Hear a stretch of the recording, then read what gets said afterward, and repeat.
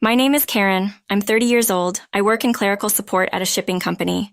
I got this job right after high school and have been here ever since. I've been working for over 10 years, so I'm pretty comfortable with my job and my coworkers. Life is good in that regard, but there's one thing that bothers me in my personal life. After work, I go back to my apartment. As soon as I open the door, the first thing I see is empty beer cans. Not just one or two, but sometimes nearly 10 scattered in the hallway. The person responsible for this is my dad. He's always loved alcohol. He's also timid and insecure, so whenever something bothers him, he drinks until he's drunk. Looking back, my memories are filled with images of my dad chugging beer. My mom, who used to keep him in check, passed away from illness 5 years ago. Now there's no one to stop him. The only saving grace is that he's not a troublesome drunk. He doesn't break things or cause a scene. He's harmless if you ignore him. My dad took early retirement and now relies on me for all living expenses, including rent, I say, frustrated. Dad, can you please stop this? I know it's futile, but I express my frustration anyway. He doesn't respond, just lies on the sofa, staring blankly at the TV. I sigh and start picking up the empty cans. Make dinner already, Karen, I hear my dad's voice. It's the same old story. He sees me as nothing more than a household appliance. Arguing would just make me angrier. I pretend not to hear and continue cleaning. I wish you were Jessica. I hear this line every day. It always makes my blood boil, even though I should be used to it by now. Jessica is my older sister. She's 5 years older and has moved out after getting married. I've always disliked her. She's selfish and always looks down on me. She has no friends because of her personality, which made her even more prone to bullying me. But my dad adores Jessica. They're similar in many ways, both friendless, so they get along well. He's forgotten all about me. When it comes to birthdays or Christmas, Jessica is the only one who gets celebrated. Of course, my mom used to make up for that. She strongly warned my dad not to discriminate between his daughters, but his attitude never changed. As a result, he still treats Jessica and me differently. I've accepted that I'll never get the love from my dad that I crave. Still, I'm the one who has to take care of him. I wish he'd show some gratitude. But I've never felt appreciated. I've come to harbor nothing but resentment towards my dad. He's always at home, and his presence forces me to suppress my anger. That fact has been tormenting me, even when I'm tired from work. I'm expected to clean the house. Once the cleaning is done, it's time to prepare dinner. When I open the fridge, it's filled with canned beer. My dad keeps restocking it almost every day. He goes out on a whim during the day and comes back with loads of beer. Apparently, he's using his retirement allowance for this. He manages that money himself, and I don't know the exact amount, but considering he can afford daily boozy, he must have a decent amount. If you have that much, contribute to the household expenses, I always think. I push aside the canned beer in the fridge to find some buried ingredients. I gather them and quickly stir-fry something for dinner. Once I place it on the table, my job is done. My dad will start eating whenever he feels like it. Having finished my daily duty of caring for my dad, I quietly leave the house. A 5-minute walk from home, there's a cafe. It's open late and serves good food. For someone like me who doesn't feel at home in my own house, this cafe has become a sanctuary. You look down as usual, Miss Karen. The owner always greets me warmly. She's 10 years older than me and has become like another sister. Actually, she's more reliable and kinder than my real sister. I vent here every day, and Miss Karen always comforts me. Today, after my usual rant and as closing time approached, I noticed a pile of cardboard boxes in a corner. When I asked Miss Karen about them, she let out a rare deep sigh. I'm always the one listening to complaints, so today you can listen to me. She began to speak, looking tired. Apparently, she has a relative who's an antique collector. She's been asked to store part of the collection, and the boxes in the cafe are just a fraction of what's at her home. I couldn't say no. He's family. Every household has its own set of problems. I genuinely thought that. I regretted that all I could do was listen. I wish I could be someone who uplifts others. I took a sip of my now cold coffee and decided to leave. A few days later, I returned home from work and noticed something different. As I opened the door, I saw an unfamiliar woman's coat hanging there. From the living room, I heard my dad's unusually cheerful voice and another voice, one that sent chills down my spine.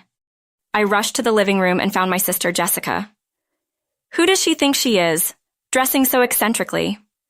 Her outfit was so flashy and bizarre. Even her hair was dyed in a color so hideous, it looked demonic. Hi, Karen. Long time no see.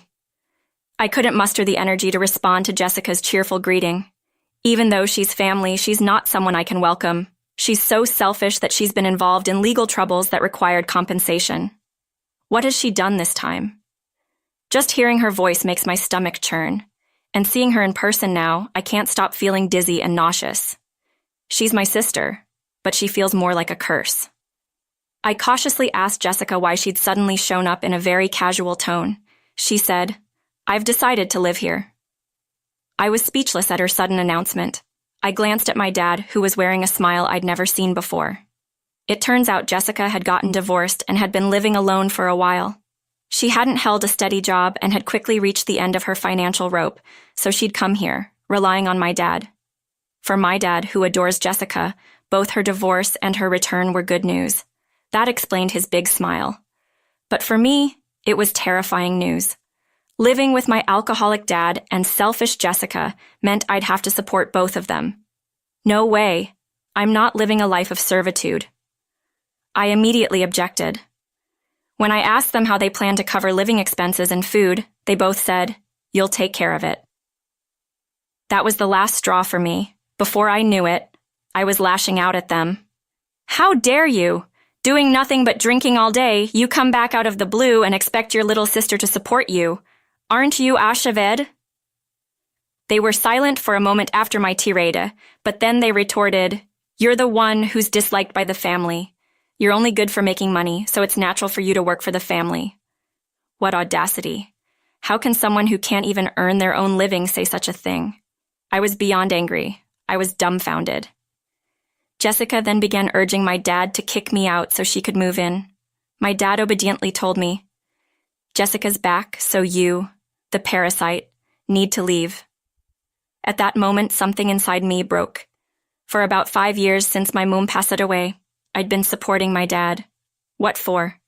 I'd been holding back my feelings and desires, and in the end, I was called a parasite.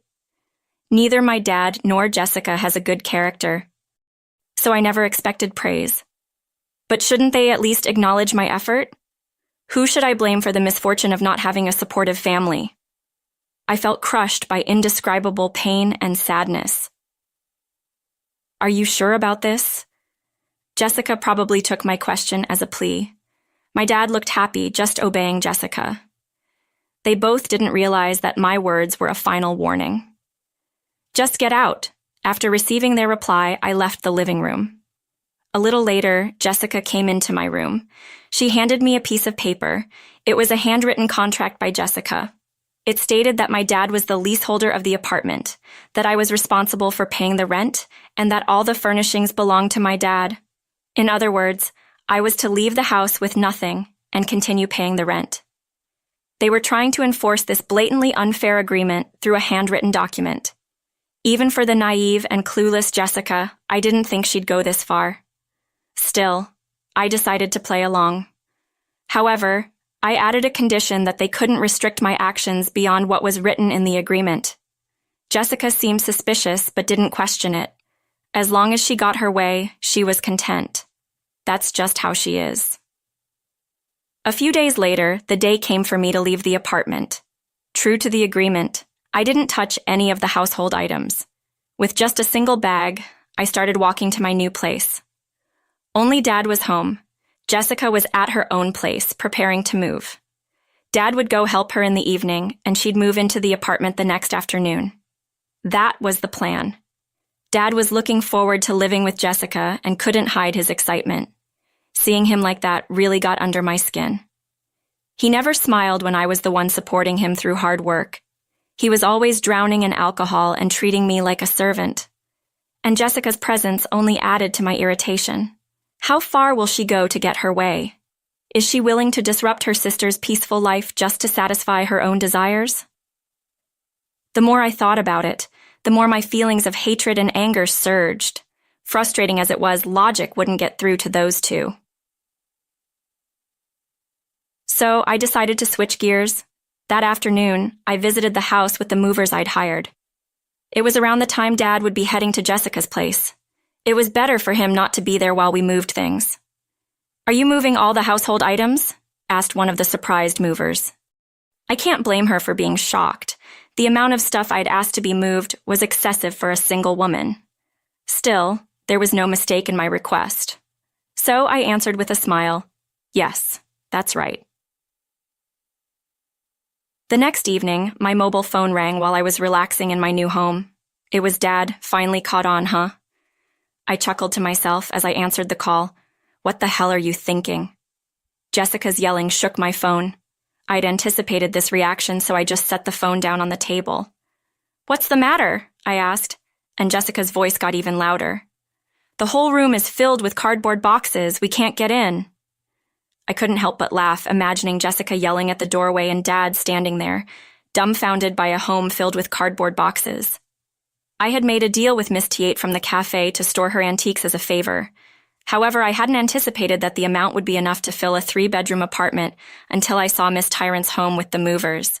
As a result, my old apartment was filled with boxes from floor to ceiling, literally leaving no room to move. I could now understand why the mover had double-checked so many times. Jessica was still making a fuss. "Do you think you'll get away with this?" The agreement didn't say anything about not filling the place with stuff. There's no room for argument. I had the upper hand, and it was unshakable.